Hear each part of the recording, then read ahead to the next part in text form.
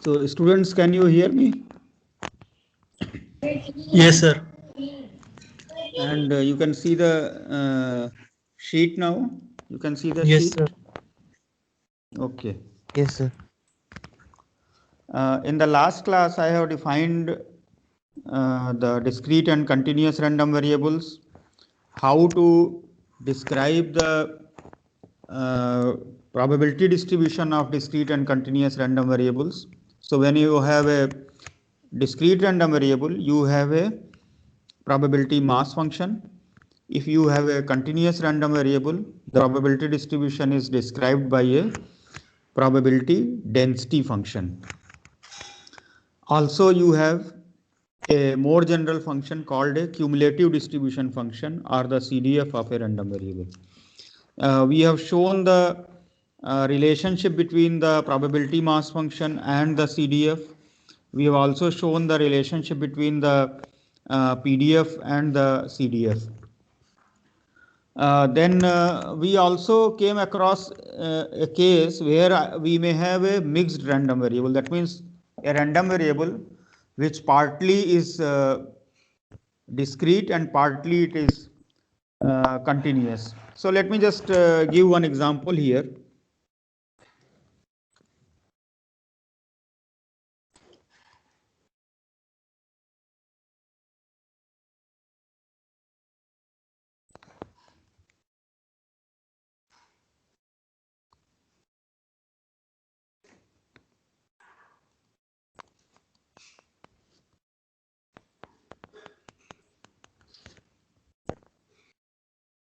So let me give one example here. Is it visible now? Yes, sir. Okay. So suppose I consider, say, x as the waiting time at a traffic signal. So of course, when you are driving on the road or you are traveling by a vehicle on the road, you find that sometimes there is a red light and then you have to wait for some time, and that waiting time can vary over a certain interval. For example, it may vary over 0 to say 1 minute or 0 to 2 minutes, depending upon the city and the local conditions that they are having. And sometimes when you are coming to the traffic signal, you find that there is a green light and you cross it. So it happens a number of times that you may have to wait, and it also happens a number of times that you don't wait. Now this is a classical example of a mixed random variable. For example, say 25% of the time you don't have to wait. So you may have, say, a probability that x is equal to 0 is, say, 1 by 4. And when you have to wait, then it is a continuous distribution, and you may have a density, say something like, let me put over an interval 0 to 0 to 1, and we may put the density again as say 1, and then you have to allocate the remaining probability, so 3 by 4, because 1 by 4 we have already put here. Okay.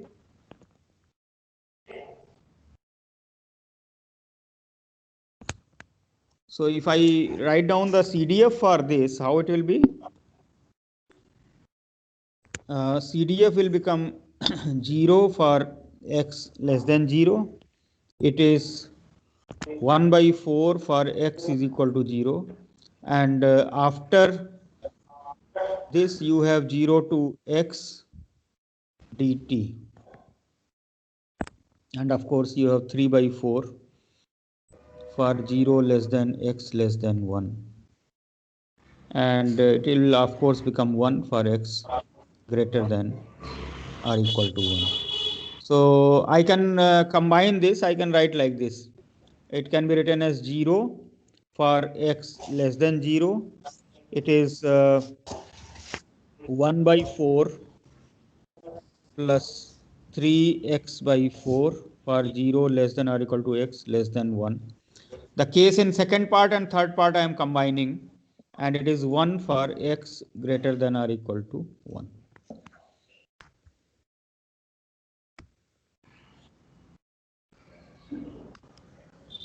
So I hope this example is clear.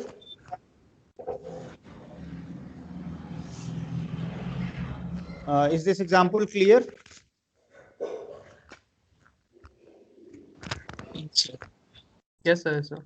Now I just want to add here, see, yesterday towards the end I have introduced the concept of expectation. Expectation. Now if I have a discrete random variable, expectation is defined as the value of the random variable multiplied by the probability, and then you sum over all the possible values, and provided the series is convergent, it is defined as the expectation. In the case of continuous random variable, you are multiplying the value by the density, and then you are integrating over the region. Now if you have a mixed random variable, then here you have a PMF portion, this is PMF part, okay, and then you have a PDF part. So if I want to calculate the expectation of this random variable, then I will apply separately the definitions in both the parts and add the two. So here expectation will become 0 into 1 by 4 plus integral 3 by 4 into x dx 0 to 1. So of course this can be evaluated. So because this part is 0 anyway, and you get 3 by 8. So this is the mean of this distribution.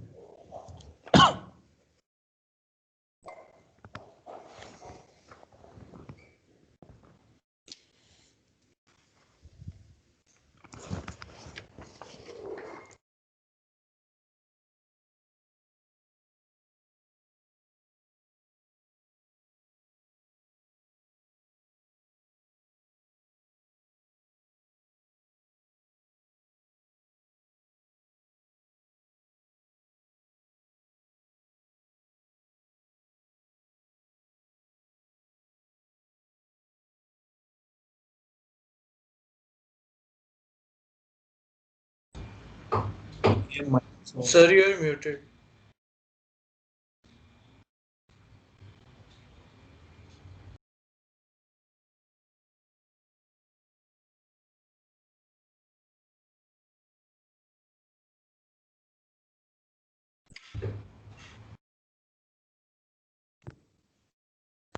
I think some students are interfering here. I mean, that should not be done actually. And another thing is that I have seen that whatever files I am uploading in the MS Team area, some students are modifying that. That should not be done because it will be a loss to the students only actually, if you change the files. So now if you see, I have uploaded assignment number 1 and its solutions. Today I have also uploaded assignment number 2 and its solutions. I have also uploaded a class test schedule. Okay. If you see carefully, their class test schedule is also uploaded there.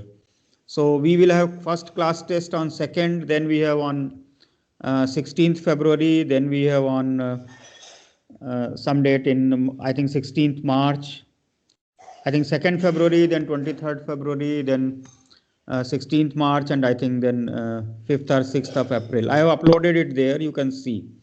And this is to be taken in the regular class hour only, because all of these are Tuesdays. So we are Tuesday class is 12 to 1. So we will conduct the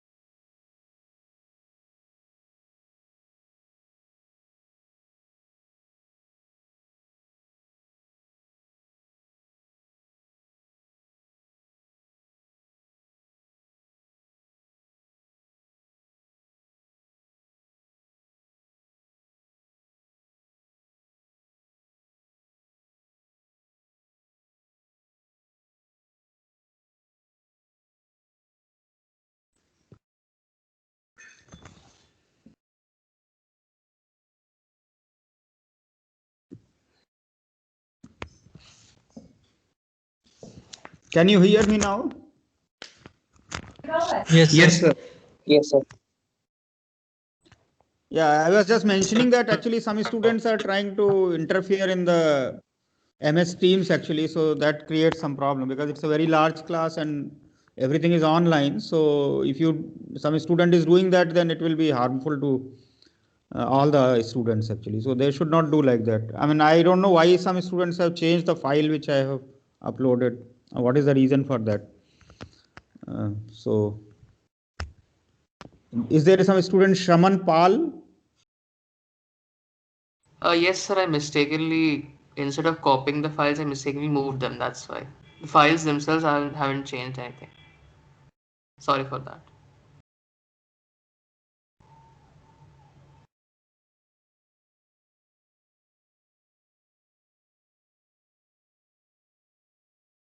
So you are muted again.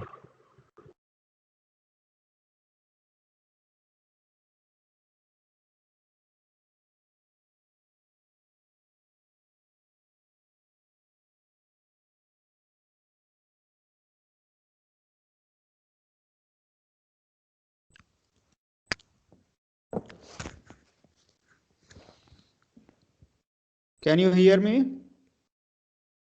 Yes, sir. Yes, sir. So I don't know, somebody is interfering. I mean, who is that actually? So you can make all of us attendees the next time. Okay.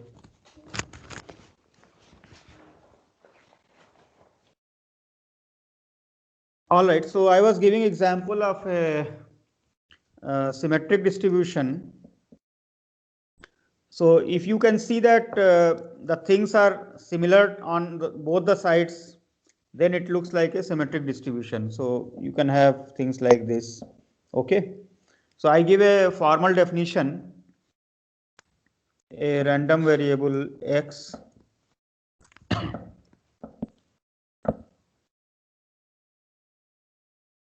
is symmetric about a point C if probability of x greater than or equal to x plus C is equal to probability x less than or equal to C minus x. So here let me put C plus x is equal to probability of x less than or equal to C minus x for all x.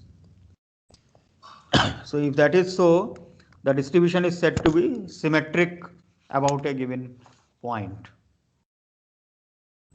In particular, if I want to say it is symmetric about 0,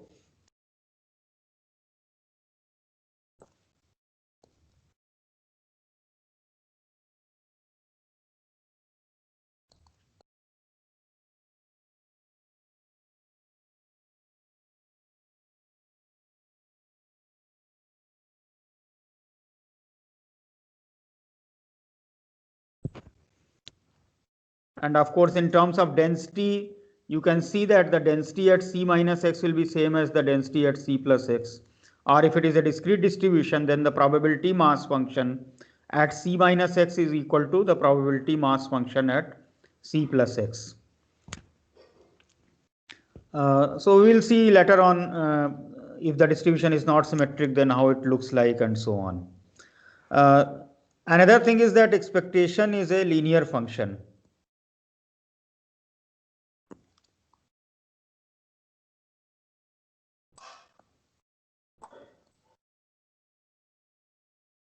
That is, expectation of ax plus b is equal to a times expectation of x plus b.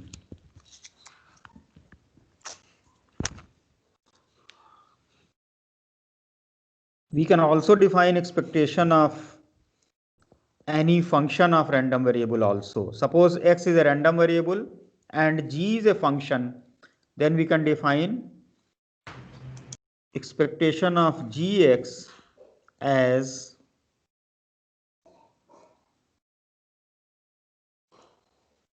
if x is discrete and it is equal to integral of gx fx dx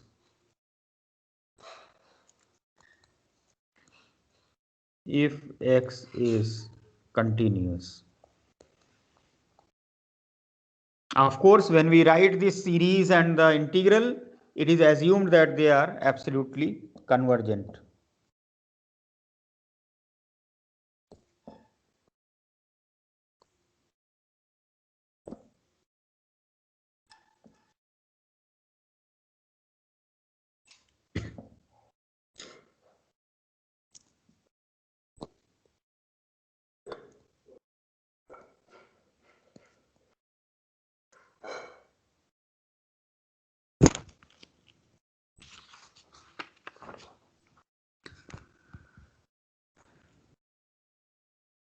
Yesterday, I have already explained to you the concept of expectation.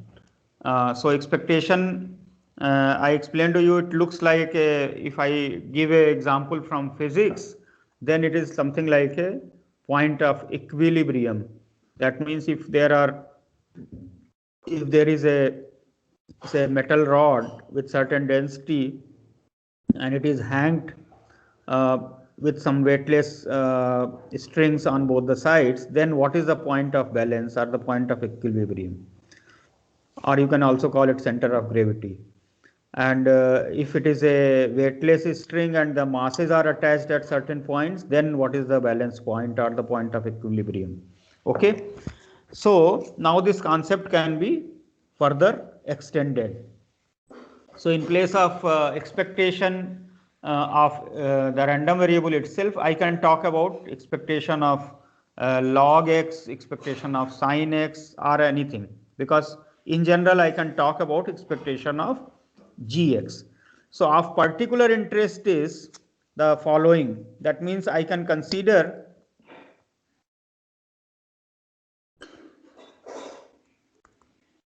let us take, say, gx is equal to x to the power k. So mu k prime, that is expectation of x to the power k, this is called kth moment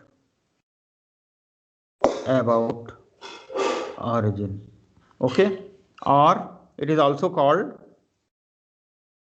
kth non-central moment.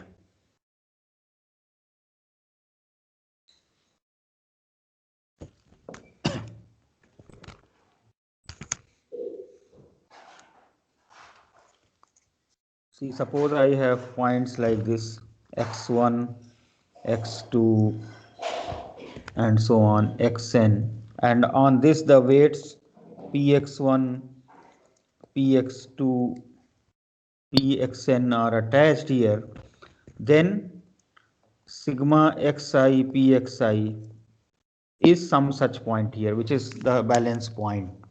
And in the case of continuous, so suppose this is your x, okay, at the point x you have the density fx, then x fx dx is this point. So I hope this idea is clear to you now.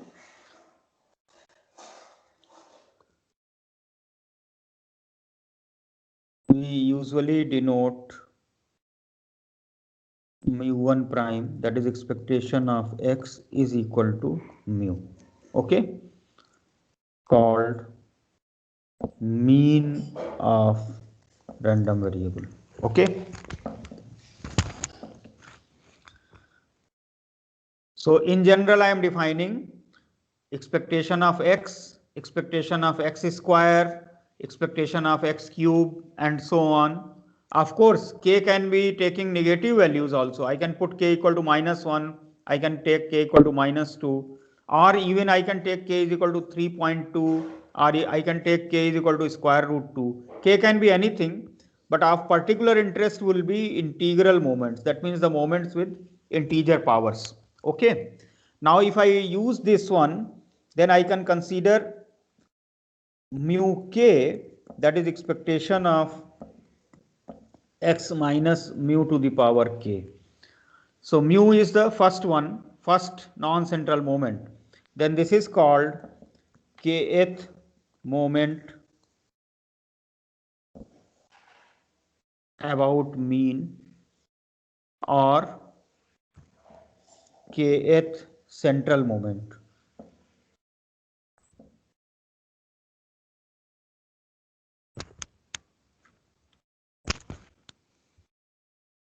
Now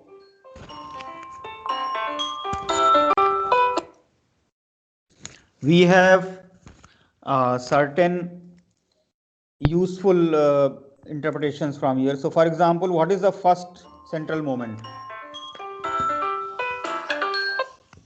It is expectation of x minus mu. Because of the linearity, we can put it as this, which is nothing but 0. So the first central moment is always 0. What is the physical meaning of this?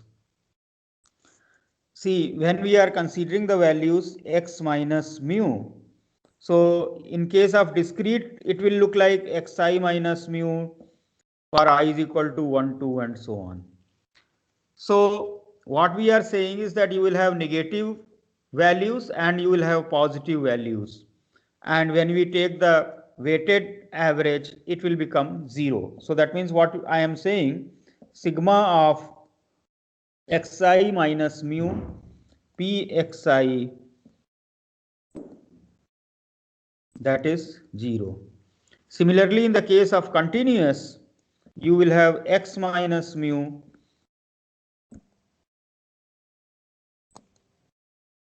this is equal to 0.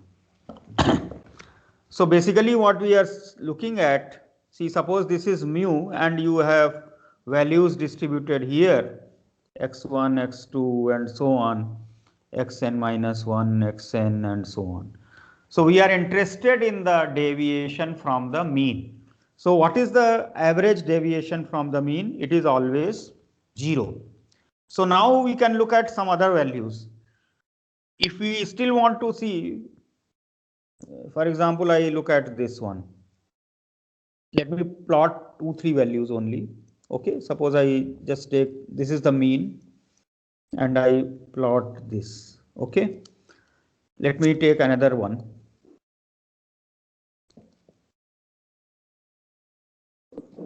Okay, this is mu. So let us look at this graph 1 and graph 2. And this is your x1, x2, x3, x4. And here you have x1, x2, x3, x4. So if you look at the figure 1, in the figure 1, the difference between x1 minus mu, x2 minus mu, x3 minus mu and x4 minus mu. And if you compare it with the difference between x1 minus mu, x2 minus mu, x3 minus mu and x4 minus mu in the second figure, then you find that the differences in the second figure are higher. In the differences in the first figure are less than the differences in the second figure. But if I take expectation of differences, it will be 0 in both the cases. But still, how to give an interpretation to this, that in the second one the values are dispersed far away from the mean compared to the first figure. So we can look at the absolute differences. So we can consider, for example, expectation of mod of xi minus mu. So mod I need not put here because it is expectation. Okay. So then this is called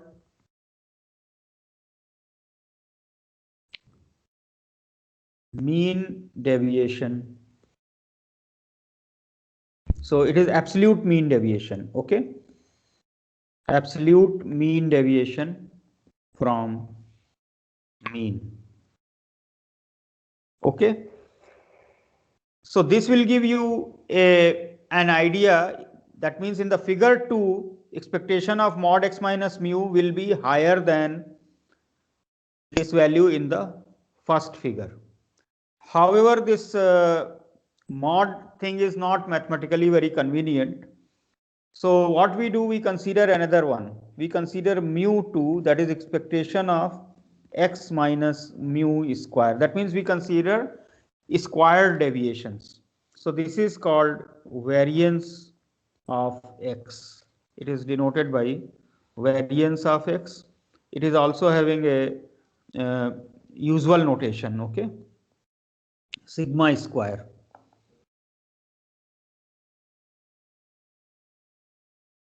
Then sigma, that is square root of the variance, okay? This is called standard deviation.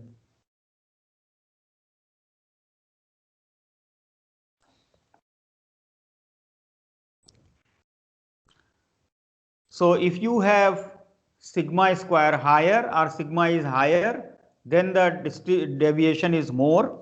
If sigma is less, then the deviation is less. So for example, if I consider these two distributions,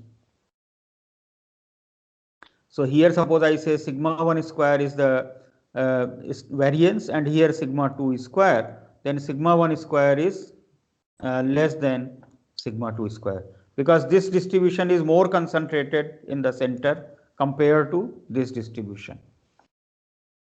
Is that clear?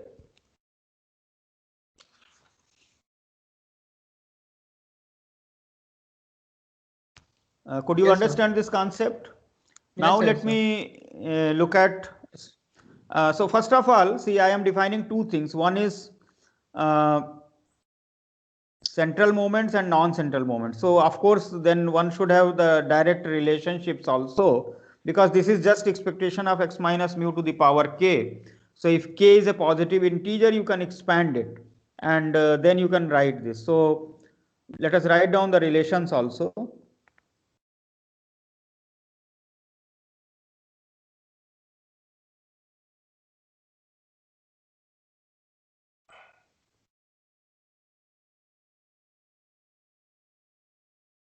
So let us look at, say, mu k, that is expectation of x minus mu to the power k.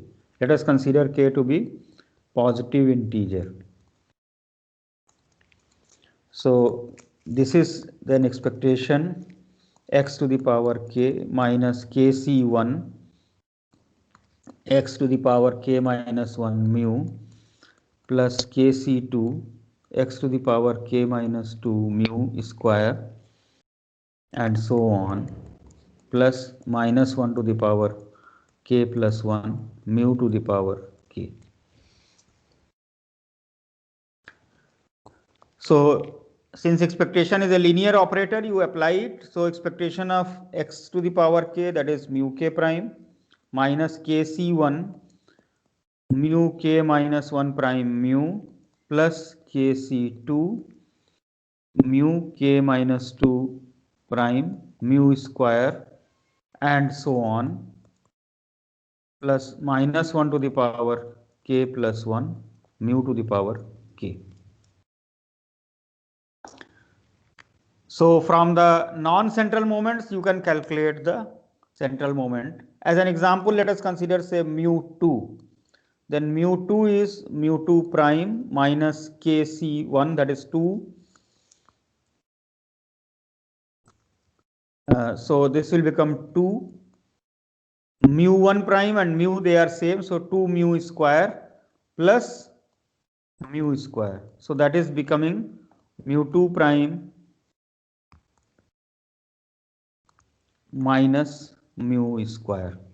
You can write it like this, that variance of x is equal to expectation of x square minus expectation of x whole square. Since mu2 is actually perfect square, this is greater than or equal to 0. This implies that expectation of x square is always greater than or equal to expectation of x whole square. You cannot have a negative variance because it is expectation of x minus mu square. So you are actually summing up or integrating a positive function. Therefore, it should always be non-negative. You can have a reverse relationship also. Mu k prime, if I consider it is expectation of x to the power k, that is expectation of x minus mu plus mu to the power k. So this I can write as expectation of x minus mu to the power k plus kc1, x minus mu to the power k minus 1 mu plus kc2, x minus mu to the power k minus 2 mu square, and so on up to mu to the power k.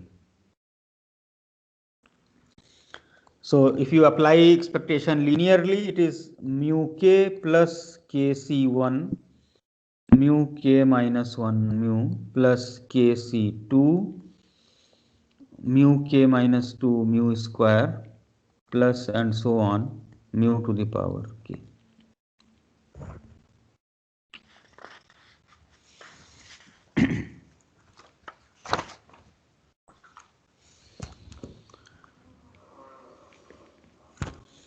We can define the absolute moments also. So beta k prime, that is expectation of modulus x to the power k. So that is kth absolute moment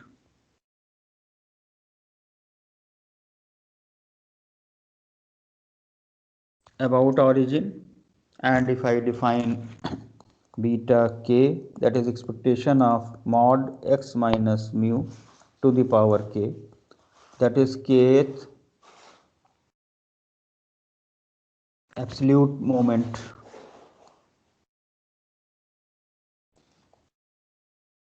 about mean.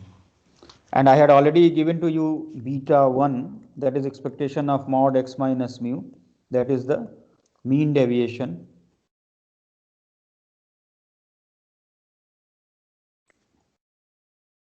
about mean.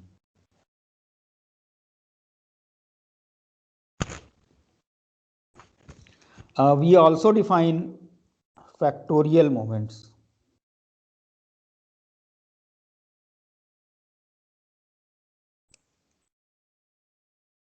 That is alpha k, that is expectation of x into x minus 1 and so on up to x minus k plus 1.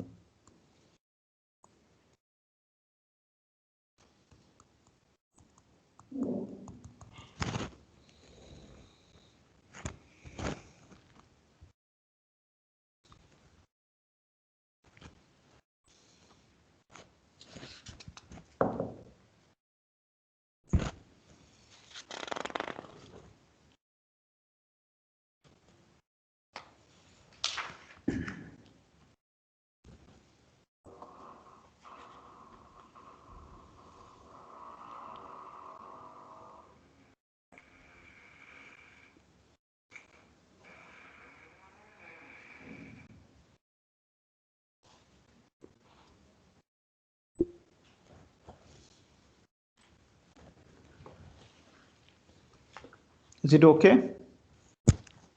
So we have defined several measures here, and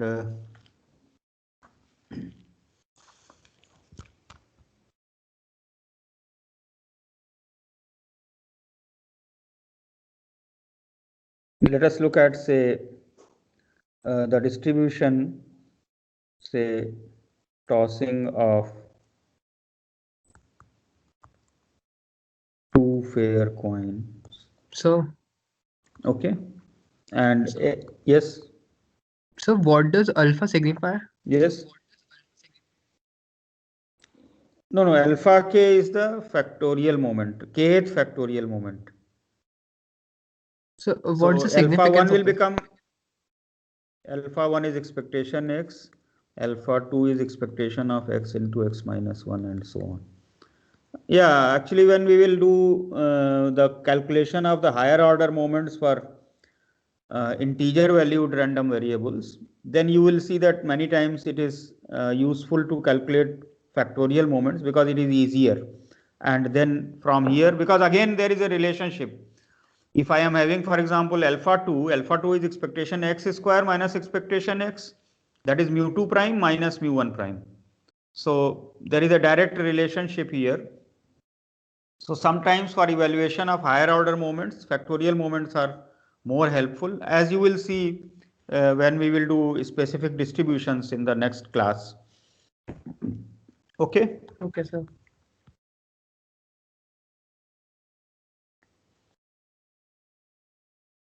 So as you can see, the mean is important, the variance is important, or the standard deviation is important because it gives certain information. So why do we study moments? Because it tells something about the central tendencies. Okay. So central tendency of the raw values, that is expectation. If I look at the central tendency of the deviations from the mean, then we look at the variance or the standard deviation, and then we will look at some other things also. As I just proceed, let me firstly just take some example just to work out one or two things. So suppose I look at the number of heads. So what is the probability that the number of heads is 0? That is 1 by 4. What is the probability that the number of heads is 1? That is half. And what is the probability that the number of heads is 2? That is again 1 by 4. So this is a perfectly symmetric distribution. Okay. You have 0, 1, 2. So this is your 1 by 4 and this is your half. Okay. So what is expectation of this? It will become the central value because 0 into 1 by 4 plus half. So you will get the mid value. 0 into 1 by 4 plus 1 into 1 by 2 plus 2 into 1 by 4. So that is equal to 1. So for example, what is the variance of this? So let us calculate it. So for calculation of the variance, I will require expectation of x square. So that is again 0 square into 1 by 4, then 1 square into 1 by 2 plus 2 square into 1 by 4. So that is 3 by 2. So what is variance of x? Variance is 3 by 2 minus 1 square, that is 1 by 2. So sigma is 1 by root 2. Okay. Sigma is 1 by root 2. That is the average deviation, you can say, from the mean. So if you want to look at the this one, it is approximately 0.71. Okay.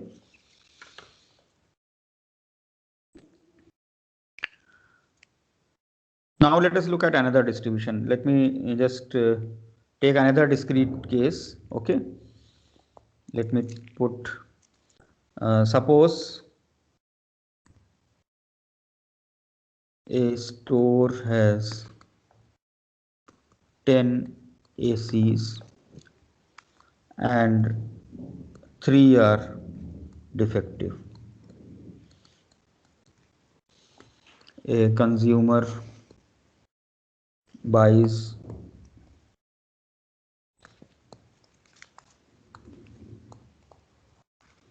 2. So he selects 2 at random. So let us say X is the number of defectives in his selection. Then what are the possible values of X? X can take values 0, 1 or 2. What is the probability of X is equal to 0? That will become 7C2 divided by 10C2. So you simplify, it is becoming 7 by 15. What is the probability of X equal to 1? It is 7C1 into 3C1 divided by 10C2. Well, again it is again it is 7 by 15. And let us take, say, what is the probability of x equal to 2? Then it is 3c2 divided by 10c2. So that is 3 by 55, so that is 1 by 15. So if I plot this distribution, how it is looking like? At 0 you have 7 by 15, at 1 you have 7 by 15, and then you have 1 by 15. Okay, 0, 1, 2. This is 7 by 15. Naturally, here you can see it is not symmetric distribution. If I look at what is expectation of x, so that is 0 into 7 by 15 plus 1 into 7 by 15 plus 2 into 1 by 15. So that is equal to 2 by 7 plus 2, 9 by 15. That is 3 by 5. That is 0.6. So the balance point here, it is coming somewhere here. Okay, this is expectation x, 0.6. Let us look at what is expectation of x square here. So that is 0 into 7 by 15 plus 1 into 7 by 15 plus 4 into 1 by 15. So it is 11 by 15. So what is variance then? That is mu2 prime minus mu square, that is 11 by 15 minus 9 by 25.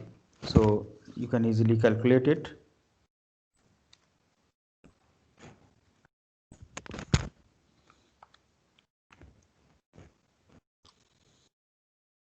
It is approximately 0.37. Okay. I mean, you can write it as 28 by 75 actually. I have just written in the numerical terms to give an idea. So you can see the values are 0, 1, 2.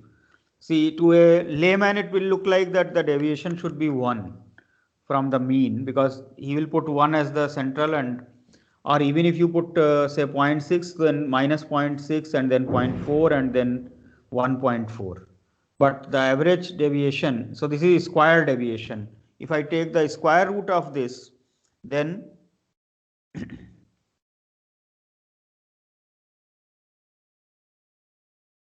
it is becoming 0.6.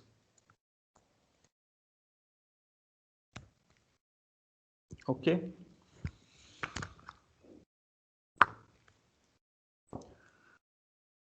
Now another thing which you may like to explore now, see if you compare these two, these both are discrete here, but this is giving you a symmetric feeling that it is symmetric, isn't it? Around the midpoint here, but this one is not so. It is not symmetric, isn't it?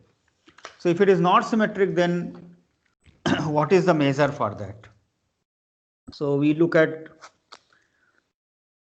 asymmetry or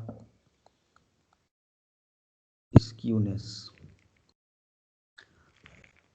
Are the calculations clear to you for the previous exercise? I have just done a very elementary type of calculations. Did you follow the calculations?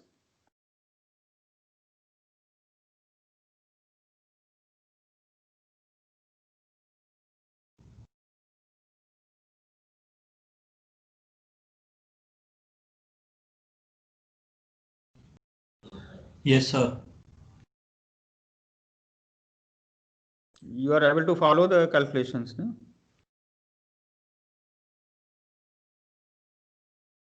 So now let us Yes, sir. look at it. See.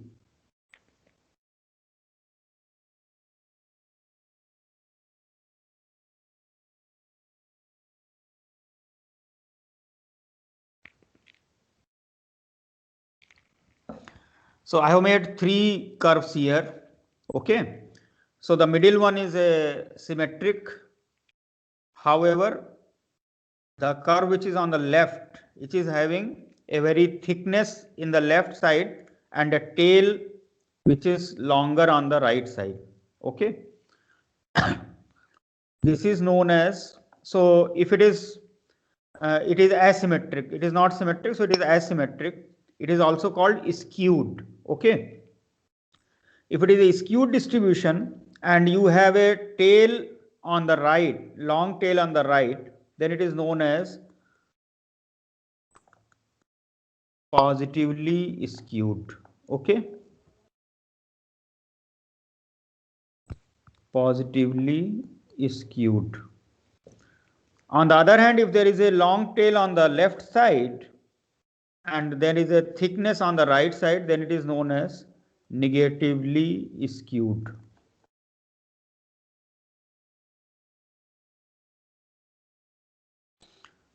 So we can just look at the practical thing. That means where these kind of things are happening. So I have just made one curve like this.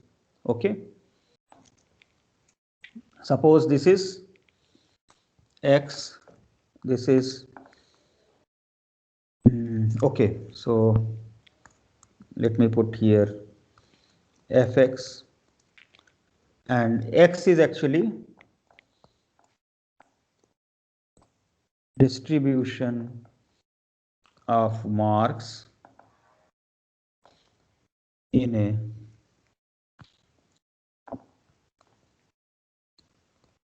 competitive exam.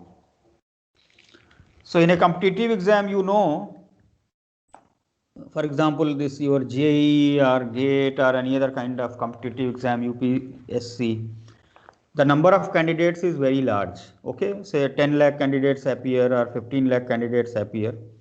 However, only 1 to 2% students qualify. So the qualification is somewhere here. Actually, what happens that you find very few people score high marks. So suppose you put certain cutoff, then very few people actually cross that thing. And most of the people, because you cannot select all of them, the number of seats are limited. Therefore, most of the students will be having marks below that cutoff. And a lot of students, they score actually very low marks. So at the bottom, there is a big chunk of things. So this is a perfect example of a positively skewed distribution. Most of the income distributions in developing world, they are actually like this.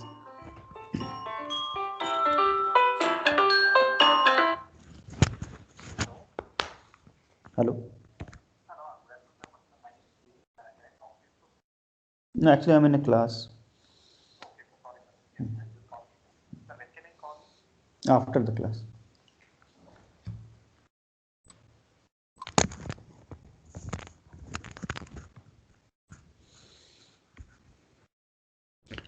So if you consider, say, income distributions, okay, suppose Y is the income distribution.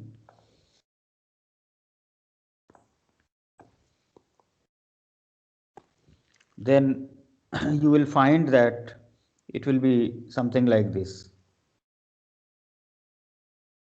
Okay, because very few people have very high income and most of the people will be in the lower income group. 80 to 90% of the people are in the lower income group, and 1% people will be in a very high income group, or even 0.1% people, and then between say 80 to say 99% of the people, so that they will be in a middle income group kind of thing, and most of the people will be in the lower income group. On the other hand, we can consider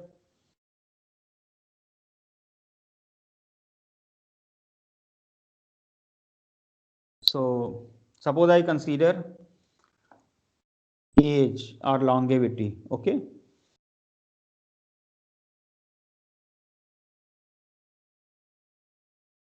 And suppose it is going up to say something like 100 years. So we put some scale here, okay, starting from 0. So this is age distribution. So if you look at the age distribution, then any given country, you will find, I mean, for example, let us consider say a country like France or Germany, then you will find lot of people are in the middle to high age. Okay, that means there will be a lot of people with 70 age, 80 age, 85, and so on, and there will be few people in the bottom. So this is a very good example of negatively skewed distribution. So now the question comes about the measurement of this one. So you look at again the differences. If you look at xi minus mu or x minus mu, we have seen for a symmetric distribution, expectation of x minus mu, I mean for any distribution, in fact, expectation of x minus mu is 0. So this does not give an idea. And if I take a square, then the positive and the negative part will not be known. So the next best thing is to use the third one. Okay. So for measuring the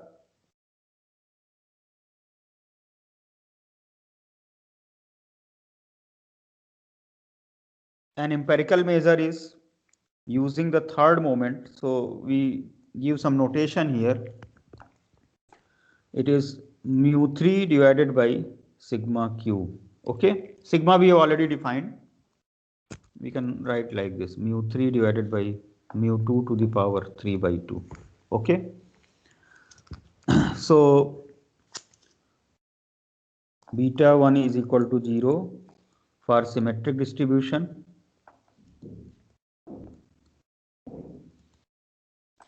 It is greater than 0 for positively skewed distribution,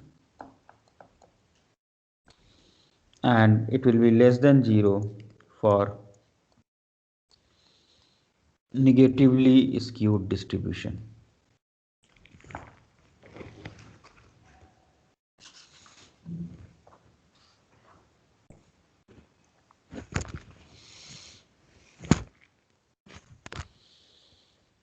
So when we will do specific distributions, then we will work out these for that. So beta 1 is a measure of skewness. Let us also look at another type of differences that may look in a distribution. So I have just made some curves here.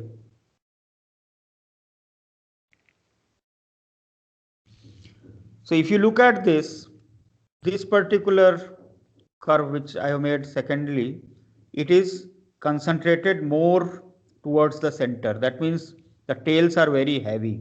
Okay. On the other hand, I may have the tails are very thin. Okay.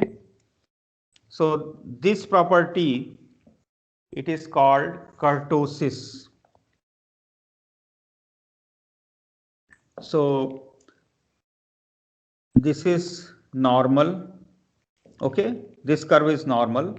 Now compared to the normal, if you look at the curve which has a higher peak, and so that means the tails are very heavy, this is called high peak, or it is called leptokurtic.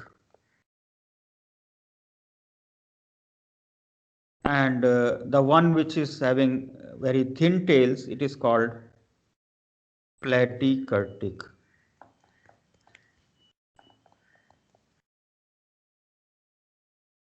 Peakedness. A measure for this is in the terms of the fourth central moment,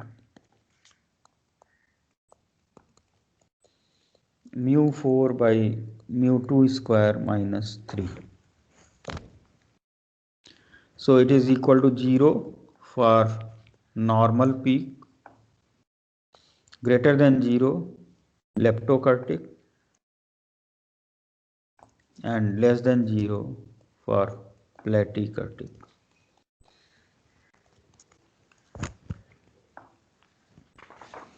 Sir, I have a doubt, sir. Yes. Sir, how do you decide Yeah, upon please ask. like what is the Yeah, criteria? so the normal curve is actually the name of a distribution. So later on, I will be actually talking about the specific distribution. So the normal curve refers to the curve of the normal distribution. So we will come to that thing, and so the peaks are compared with respect to that. Okay. So normal does not mean an English language word normal. It means the peak of the normal distribution. So when I do specific distribution from the next class, I will talk about that.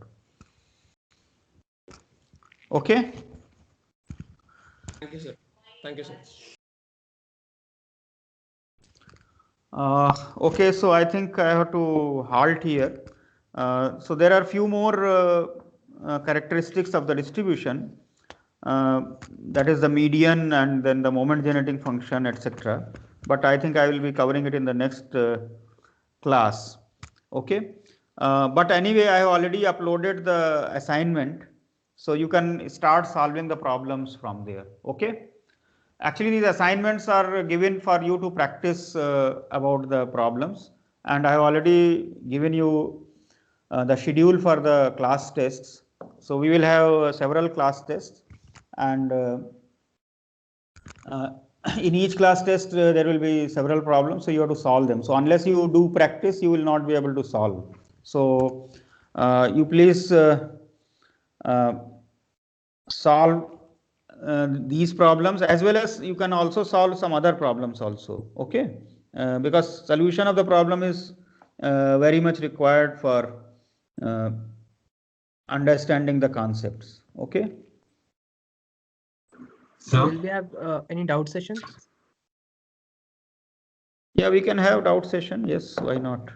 So maybe in the next class, see, next class is, can you hear me? Yes, sir. Yeah. So in the next class, we can have doubt clearing also after I complete this median and other this characteristics. And then we can have some doubt session for some time. Okay. But you should solve the problems. If you don't solve the problem and only ask me to solve, then that is not much use. Okay.